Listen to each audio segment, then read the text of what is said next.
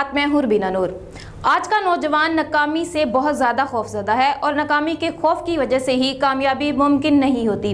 हर शख्स अपनी ज़िंदगी में कामयाबी चाहता है, कामयाबी का ख्वाहिशमंद होता है, मगर कुछ लोग ऐसे होते हैं जो सही मानों में कामयाब हो पाते हैं, जबकि बेशतर को नाकामी का ही सामना करना पड़ता है। और आज का नौजवान नाकामी के खौफ से खुदकुशी की तरफ माइल हो रहा है, जो यकीनन बाइसे तशवीश है।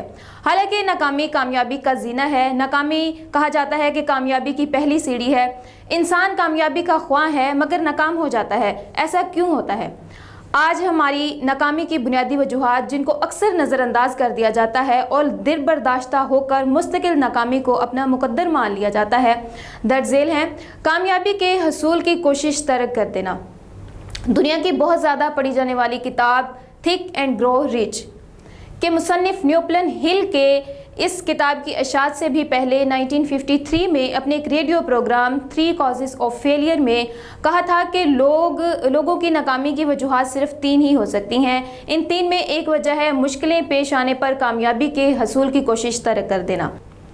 अगर हम कामयाब होना चाहते हैं तो कामयाबी में नाकामियों के बावजूद कोशिश करते रहना चाहिए। नाकामी होती है लेकिन नाकामियों के साथ साथ कामयाबी के रास्ते को नहीं छोड़ना चाहिए। लापरवाही इंसानों के नाकाम होने की सबसे बड़ी दूसरी वजह है। अगर हम कोई काम पूरी तवज्जो के साथ नहीं करेंगे तो हम इसे ठीक तरह से कभी भी नहीं कर सकेंगे। ये हमारी पूरी ज़िंदगी को बर्बाद कर सकती है। इसका सबसे ख़तरनाक रुख ये है कि ज़िंदगी के एक मैदान से इसे अपना लिया जाए तो इसके नतीजे में होने वाली नाकामी के ज़ीस दूसरे हिस्सों पर भी जल्द असर डालती है। ये असूल याद रखिए कि जितना ज़्यादा हम तवज्जो, दिलचस्पी और वलोला जोश से काम करेंगे, हमारा कामयाब होना इतना ही ज़्यादा यकीनी हो जाएगा। गलत मकाम बाज़-औक़ात ऐसा होता है और नाकामी की ये वजह होती है कि नाकाम होने वाला शख्स सही मकाम पर नहीं होता, वो सही जगह पर नहीं होता, वो गलत मुल्क, गलत शहर या गलत कैरियर, गलत मुलाजमत में होगा। ऐसा भी हो सकता है कि इसका कोई मशगला ही गलत हो। ये नाकामी की सबसे पेचीदा वजह है। मुख्तलिफ कामों का तजर्बा ज़रूर होना चाहिए। ज़िम्मेदार दूसरों को करार देना।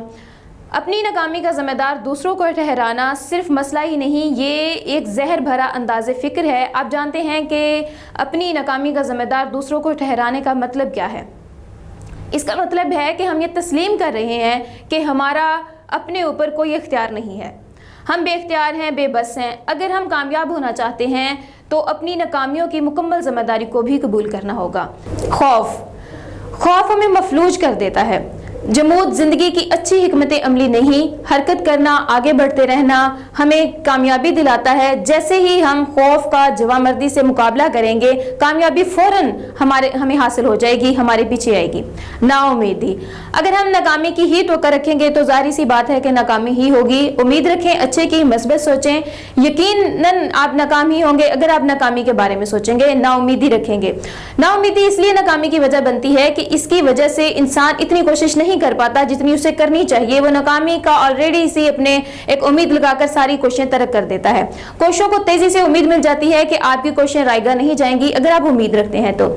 एक मार्के में शिकस्त।